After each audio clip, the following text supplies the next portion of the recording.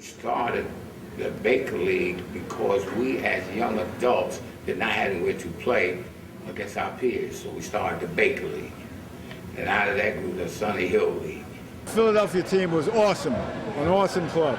It was New York All-Stars against Philadelphia All-Stars. We was playing at the Rucker at 128th Street and Lenox Avenue. The score was tied. Only a few seconds to go. The rebound, the ball was up on the court basket.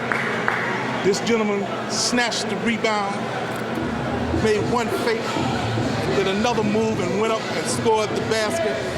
New York All-Star beat Philadelphia and Wilt Chamberlain All-Star. You want to know who that fellow was? Allie Fortini. Great rivalry. In fact, as we speak, this is the 50th anniversary of the New York-Philly series. We all had tremendous respect for one another. And that was the key thing, the respect that we had for one another. Summer of 1964, I worked at Hardy Wack right there in 135th Street. And that was amazing, because everybody that would go to the, I'd see Wilt at the Y, Miles Davis would come up there, he used to work out up there. Dr. King came and addressed the students at Hardy Wack. The Pro Rucker tournament is so important because of the fact that Rucker died in 1965. And when Rucker died in 1965, I was drafted by the Cincinnati Royals and the National Basketball Association. And I felt cheated because this was my time to play. I have watched all of these great players that I have named play, but now this was my time because Connie Hawkins played with me in the high school division of the Rucker tournament, and we won the high school division. This is when Connie wasn't well known. And Jerry Powell from Brooklyn also played with us because the Czar sent both of them over to play with Rucker because Rucker was our coach. But when Rucker died, we felt a great loss of a great man that used to talk to us about get an education, when he himself didn't have a high school education, but he wanted us to have an education. And what Rucker did, he went back to school, got his high school diploma, enrolled at City College, graduated in 3 years, and then went to teach school at Frederick Douglass Junior High School, went back to City College to get his master's, and he died while he was working on his master's degree in reading. We all felt cheated. So when Freddie Crawford had called me in Columbia, South Carolina, where I went to school, I went to Benedict College, and told me Rucker died, that was upsetting. So, you know, hey, I can't talk about it anymore, cut it off. Rucker's tournament, established for more than a decade and still growing, would be almost as revolutionary as the political and cultural events that marked those times. Rucker himself was not doing so well. He had been fighting a 3-month battle with lung cancer, and March 20th, 1965, it ended in death. The first game I played in the Rucker tournament was in 1965. And it was really kind of sad because it was the Rucker had just died.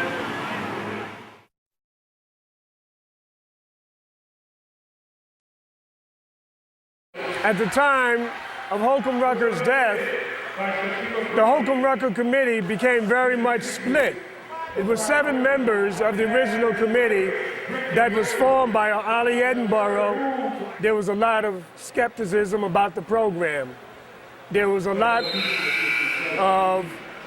lot of questions as to whether the program would survive his death because he didn't work with a board, he didn't have a vice president, he didn't have a secretary, he carried the schedule around in his back pocket.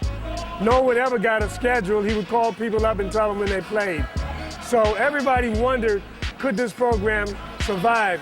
And almost immediately after his death, at 3 o'clock in the morning, Ollie Edinburgh, the late Ollie Edinburgh, formed a 7-person committee. And I was one of the persons on the committee, along with Bob McCullough Sr., who was still in college. He had not gotten home yet. But we thought it was important that Bob McCullough and Freddie Crawford, who was still playing in the NBA then, be part of this committee because they represented the today people in our community. Saddened by Rucker's sudden death, a committee was formed that would host a memorial game in his honor. Rucker's peers would later plan a tournament that would include every division except the pros. Bob McCullough and Ollie Edinburgh was having an argument, and I was sitting in the stands. And Bob McCullough and I were very close.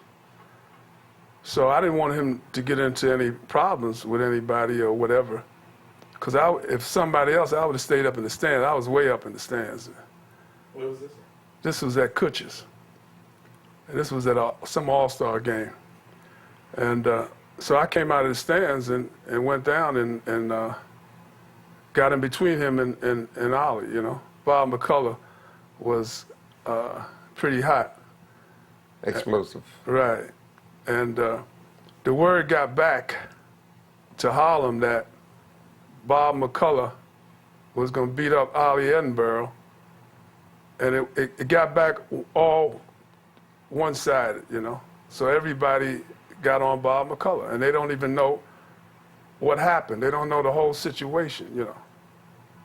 I know when Rucker died, nobody wanted to take over the pros. Ollie Edinburgh, all these guys, they turned their back on the pros. And Bob McCullough and Freddie Crawford took over the pros and made it bigger. You know, they got spotlight on them and they made it bigger. And I don't think they ever got any credit for doing that. You know, every time somebody come to town to talk to somebody about Rucker, they come and talk to the wrong person. Fred Crawford's pro career was well underway, and Bob, a 6-foot guard from Benedict College, had just been drafted by the Cincinnati Royals, who were led by 6'5" Oscar Robertson at guard. Even though Bob was the second leading scorer in the nation in college at 36.4 points per game behind Rick Barry, Cincinnati would waive him, and Bob would later entertain offers from the Harlem Globetrotters. The last site that Rucker actually hosted his tournament at was along the back of what is the Harlem River Houses on 7th Avenue. The pro tournament that Bob and Fred proposed was in need of a site and someone to run it. Bob and Fred would decide to use a park across the street from the landmark site of the former New York Giants baseball stadium, now the Polo Ground Houses. Okay. And I said that I would do it. Yeah. I would run the tournament. Yeah. Yeah. Because I felt cheated. I felt that now that we finished college and we're grown, the tournament was no longer for us. Yeah. Meanwhile, Bob would handle most of the administrative, and Fred would invite his pro peers. When I was playing with the Knicks, and every team I played with, you know what I mean, the Lakers and Philadelphia 76ers and Milwaukee Bucks, you know what I mean, Kareem, Willis Reed and Walt Frazier, Bill Bradley, and Nate Bowman and Emmett Bryant. All them guys was my boys, Tom Hoover, and you know, so we got tight, Archie Clark and Bob Dandridge and Howie Coleman. That's man, come on to New York, man, and have some fun and play it. So The parting of Rucker's peers with his pupils would leave wounds that would now create two separate yet powerful entities. Bob felt it would do the pros good to utilize the interest that the competition generated and invite sponsors like Schaefer Beer and Mobil Oil to invest in the tournament with their sponsorship. Meanwhile, Fred continued to meet players in the league and invite them to play in the new tournament that they would call the Harlem Pro League. Later, they would change it to the Rucker Pro Tournament. At the beginning, it was 2 courts running parallel to each other. That time, the tournament was ran at the back court, and some great games there. The Rucker Pro Tournament was the most important event taking place not only in New York, but probably in the tri-state region for people of color. Oh man, they had people hanging from the fence like crazy, man, all up on the fence, man. People every place, man. You know, all hanging out the windows of the Polo Ground, the projects over there, hanging out the windows, man. And you could be like down like on 145th, 147th Street. You could hear the roar of the crowd all the way down there, man.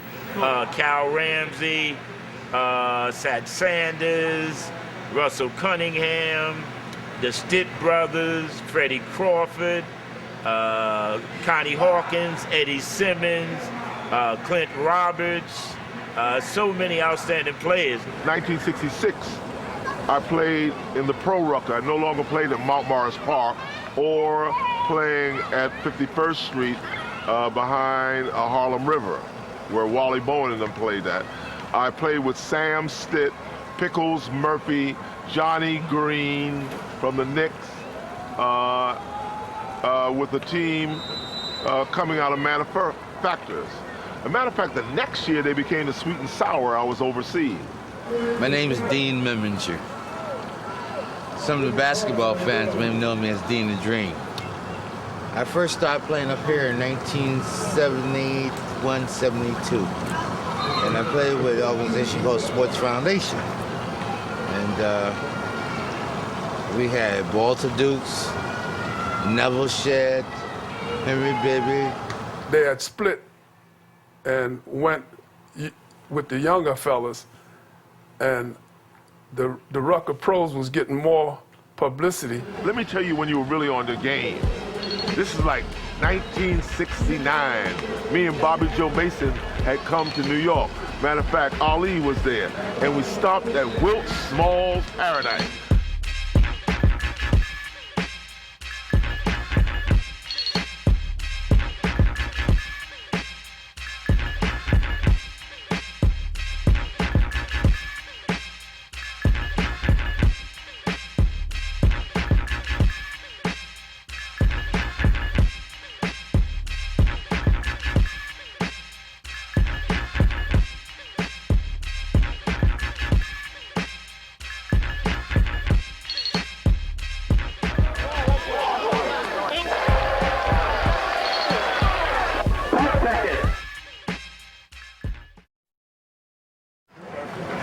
And of course, Bob McCullough's still doing his program with the Each One Teach One program.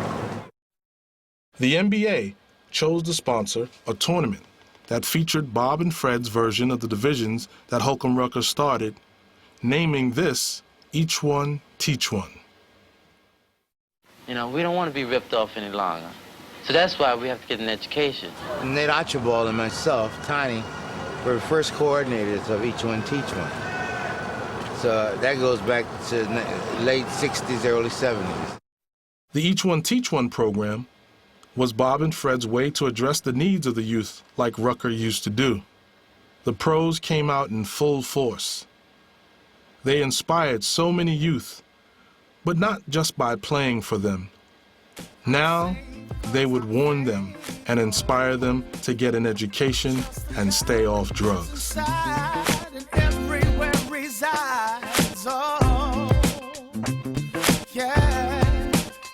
You know, they give back to the Harlem community. Each one teach one. Each one teach one. Each One Teach One, Rucker Pro League.